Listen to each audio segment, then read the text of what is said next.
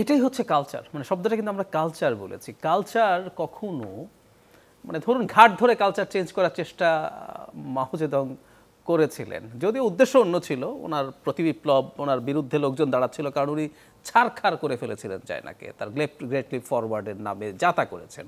তারপর যখন বিপক্ষ আসে, কিন্তু উনি অ্যাপারেন্টলি দেখালেন আমি মানে কালচারাল রেভলিউশন করা ছাড়া এটাকে সাস্টেইন করানো যাবে না। উনি ঘাট ধরে কালচার পাল্টানো শুরু করলেন, হয় নাই।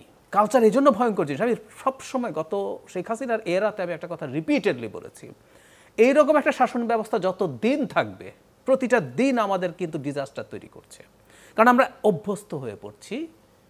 এবং শুধু সেটা না, একটা ইনটলারেন্ট সোসাইটিতে যখন একটা এরকম মাফিয়া রেজিমের অধীনে আপনি থাকেন, আমি থাকি, এটা ট্রিকল ডাউন করে, সোসাইটিতে করে, ফ্যামিলিতে করে, ব্যক্তির মধ্যে করে।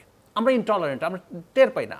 দেখবেন আমরা শেখ হাসিনার বিরুদ্ধে ইনসাফের লড়াই করেছি, কিন্তু আমরা নিজেরা যখন জিতলাম আমরা মাঝে মাঝে ইনসাফ রক্ষা করি নাই। কারণ কি জানেন? কারণ আমরা আমাদের অজান্তে ট্রিকল ডাউন এফেক্টে পড়েছি।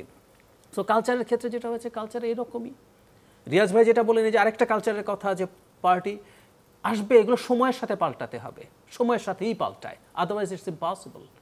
কারণ ধরুন এই যে ইন্ডিয়ার এক্সাম্পল আসলো, অ্যাপারেন্টলি আমরা রাহুল গান্ধীকে দেখছি যে উনি থাকবো না করছেন, কিন্তু রাহুল গান্ধীর ভেতর থেকে দলকে নিয়ন্ত্রণের চেষ্টা নিয়ে শশী থারুরের মতো মানুষজনের নেতৃত্বে প্রকাশ্যে চিঠি লেখা হয় নাই, হয়েছে তো।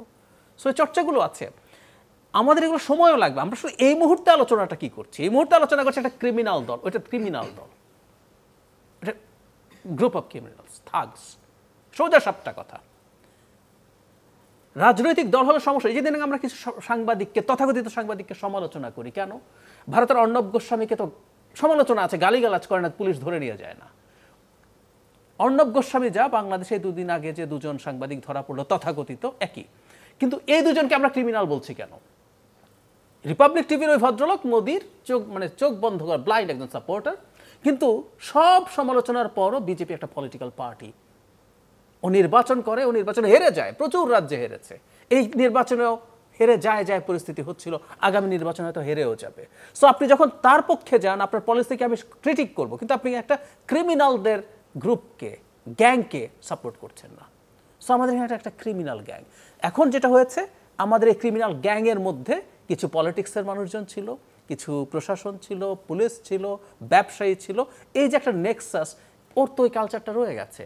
এখন এই culture is really very tough, এবং সময় যত বেশি হয়, 15 বছর is a huge amount of time, এবং ওইটারই আসলে মাসুল আমরা দিচ্ছি, এবং এই কালচারটা পাল্টাতে সময় লাগবে বলে আমি বিশ্বাস করি। সেই জন্য যেটা জরুরি, এই পাশে লোকজন সাথে থাকলে আমি এখন নিয়োগ পাবো বা ভালো জায়গায় থাকতে পারবো, এই ধরনের কথা অন্তত যাতে উঠতে না পারে।